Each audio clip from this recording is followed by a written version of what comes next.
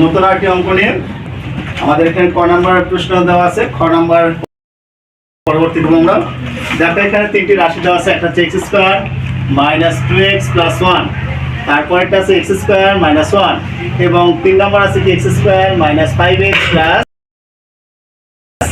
তিনটি বীজগাণিতিক রাশি। আমরা কি রাশি তিনটির গসাগু নির্ণয় করতে হবে?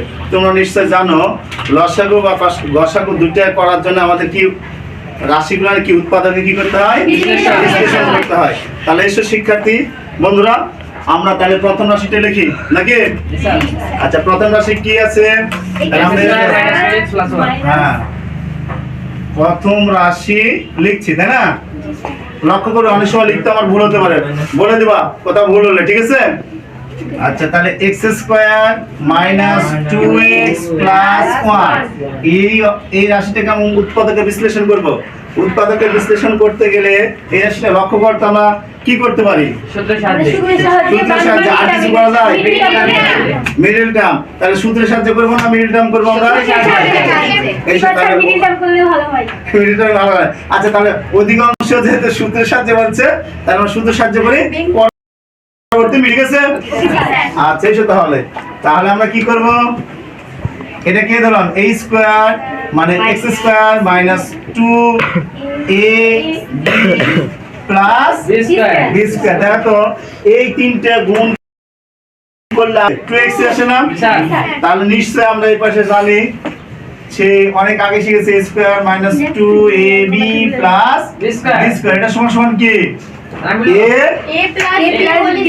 মাইনাস b কারণ হচ্ছে কি এটা কি আছে আমাদের মাইনাস প্লাস, তাহলে হয় না?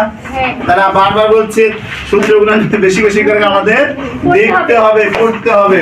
তাহলে আমরা লিখে বললাম তাহলে a x minus 1 whole square. তাহলে দেখো তো এই জায়গায় যদি আমাদের a স্কয়ার থাকে, a স্কয়ার মানে কয়টা? a দুইটা।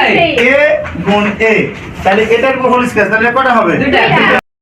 এই সব লিখে ফেলে x minus 1 into x minus 1।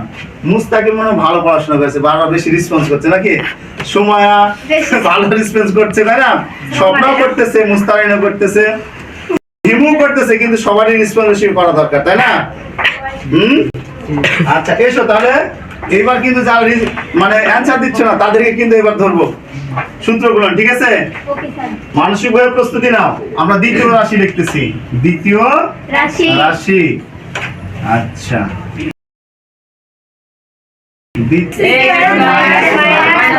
ওয়ানের উপর পাওয়ার যদি 5 দিই 10 দিই, ওয়ানের কোনো পরিবর্তন হয়? তাহলে আমরা বামে কি আছে? স্কয়ার আছে, তাহলে ওয়ানের উপর স্কয়ার দিয়ে নিতে পারি তাই না? তাহলে আমি এটা এইভাবে লিখতে পারি না, x স্কয়ার মাইনাস 1 স্কয়ার, ঠিক আছে? তাহলে কি a স্কয়ার মাইনাস b স্কয়ারের সূত্র কি? আচ্ছা দেখি কে বলবে ছেলেদের মধ্যে? না না, মুস্তাকিম বারবার आंसर দিচ্ছ। আচ্ছা তুমি বলো। a plus b into a minus b। a plus b into a minus b, তাহলে x plus 1 into x minus 1, ঠিক আছে? সত্যি ঠিক আছে? তোমাকে বসো। আচ্ছা, তাহলে আমরা তৃতীয় রাশিটা লিখবো। তৃতীয় রাশি এখানে লিখবো না এই পাশে লিখবো? নিচে লিখবো। নিচে পিছন থেকে দেখতে পাবো তো? পিছন থেকে দেখা যাবে? আচ্ছা, লিখলাম নিচে তৃতীয় রাশি, ঠিক আছে? তৃতীয় রাশি কি রয়েছে?